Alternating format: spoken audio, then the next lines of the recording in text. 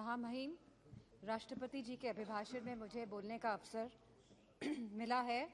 मैं आदरणीय सभापति जी का धन्यवाद देती हूँ। जहाँ राष्ट्र की विविधता और अधिक उज्जवल होने की बात कही गई है, वहीं देश की एकता मजबूत और अटल होने की भी बात करी गई है। हम सभी सांसदगण इस बात को मानते हैं, इस बात से सहमत है। लेकिन लगभग एक दशक से जिस विश्वास के साथ देशवासियों ने 2 बार एक स्थिर सरकार चुनी है, जहां आत्मनिर्भर बनने की बात कही गई है, जहां भ्रष्टाचार मुक्त होने की बात कही गई है, जहां स्मार्ट सिटी की बात कही गई है, जहां कालाधन वापस लाने की बात कही गई है, वहीं आज हमारे समक्ष हिडेनबर्ग की भी रिपोर्ट आई है, जहां मैं समझती हूं कि सरकार प्रतिबद्ध है देश के प्रति कि उसे जवाब देना पड़ेगा कि हिडेनबर्ग की रिपोर्ट में क्या सच्चाई है।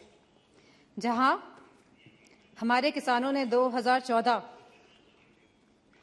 में ये आस जागी थी हमारे किसानों की कि ये आप लोगों ने विश्वास दिलाया था कि उनकी आय 2022 तक दुगनी हो जाएगी।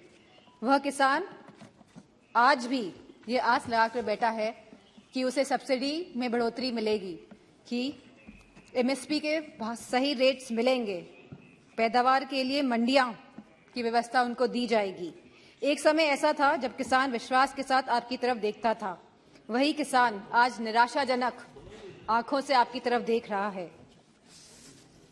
जहां युवा शक्ति की बात हुई, युवाओं में भी बहुत जोश उत्साह था 2014 में कि लगभग 2 करोड़ नौकरियां दी जाएंगी प्रति माह। लेकिन आज उस जोश और उत्साह का पतन होते जा रहा है। आज जहां अग्निवीर जैसी योजना लेके आई है सरकार, तो उनका आत्मविश्वास तोड़ने का काम किया है सरकार ने। यह कैसा अमृतकाल है जहां युवाओं के पास नौकरियां नहीं हैं, जहां किसानों के पास खुशहाली नहीं है और जहां महिलाएं अपने आप को सुरक्षित नहीं मान रही हैं। एनसीआरबी के आंकड़े अगर आप देखेंगे तो यह पाएंगे कि लगातार यौन उत्पीड़न और शोषण के मामले बढ़ रहे हैं और खास तौर पे उत्तर प्रदेश में लगातार ये मामलों में बढ़ोतरी हो रही है।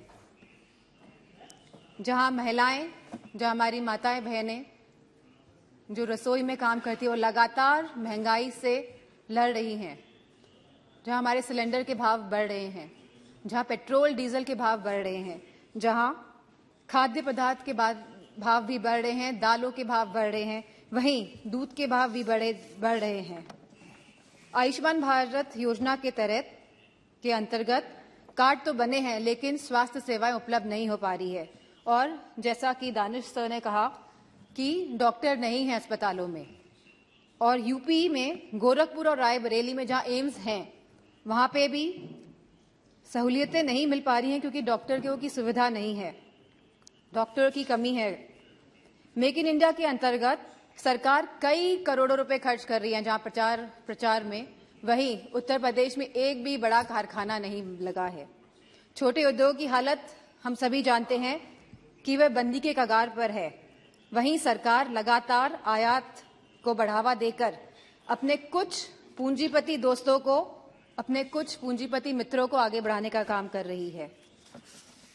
जीएसटी के नाम पर जहां बड़े बड़े उद्योगपतियों पे ईडी, सीबीआई और पॉलिटिशियंस पे भी छापे मारे जा रहे हैं, वहीं जीएसटी के नाम पर छोटे व्यापारियों को भी तंग किया जा रहा है।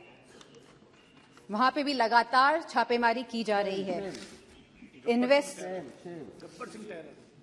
इन्वेस्टमेंट और इनोवेशन के नाम पर जहां पे लगातार एमओयू साइन हुए जा रहे हैं, करोड़ों रुपए के एमओयू साइन हो रहे हैं स्पीकर सर, लेकिन एक भी इन्वेस्टमेंट धरातल पे नहीं उतर रहा है। जो सरकार यह दर्शा रही है कि हम स्वर्ण काल में जा रहे हैं, जो सरकार यह दर्शा रही है कि देश आगे बढ़ रहा है, तो मेरा मानना है जहां रोजगार नहीं है, और हम कभी गरीबी नहीं हटा सकते जब तक हम लोग रोजगार अपने युवाओं को नहीं दे पाएंगे। महामहिम राष्ट्रपति जी ने कहा कि सबका विकास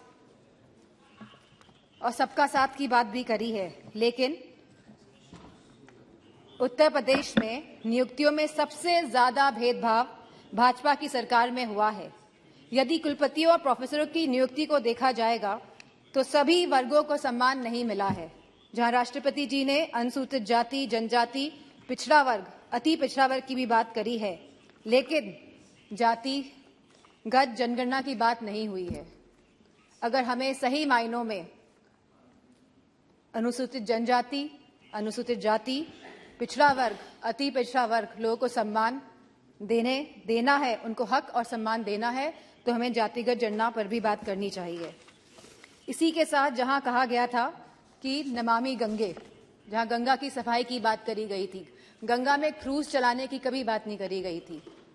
जहां गंगा की सफाई की बात करी गई थी, आज भी गंगा का पानी शुद्ध नहीं हो पाया है, क्योंकि जब काली नदी और यमुना का गंदा पानी गंगा में जाएगा, जब तक ये नदियां शुद्ध नहीं होंगी, तब तक गंगा का पानी भी साफ नहीं हो सकता है। तो मेरा मानना है कि सरकार संवेदनशील नहीं है इन मामलों को लेके, और जहां सरकार कोविड की बात करती है, अपनी पीठ थपथपाती है लगातार, वहीं पे हम सभी जानते हैं कि कोविड में क्या स्थिति हुई थी भारत की। जहां सरकार ने एक तरफ कलकत्ता के चुनाव कराए थे, वहीं उत्तर प्रदेश में भी देखा गया था कि सरकार परिजनों को जलाने के लिए लकड़ी तक उपलब्ध नहीं करा पाई थी। तो मेरा मानना है कि जो आप स्वर्ण भारत की बात कर रहे हैं और आने वाले 25 सालों की बात कर रहे हैं, आप बीते हुए एक दशक की बात नहीं कर रहे हैं, जहां आप लगभग 10 साल का आप अपना टेन्योर, अपना काल खत्म करने जा रहे हैं। लेकिन आप जो आगे की बात कर रहे हैं और 2014 की पहले की बात कर रहे हैं, लेकिन आप अपने दशक की बात नहीं कर रहे हैं। तो इन्हीं शब्दों के साथ मैं अपनी बात को खत्म करना चाहूंगी और आदरणीय स्पीकर साहब को धन्यवाद देना चाहूंगी। धन्यवाद। Next speaker Shri Nishikant Dubey ji.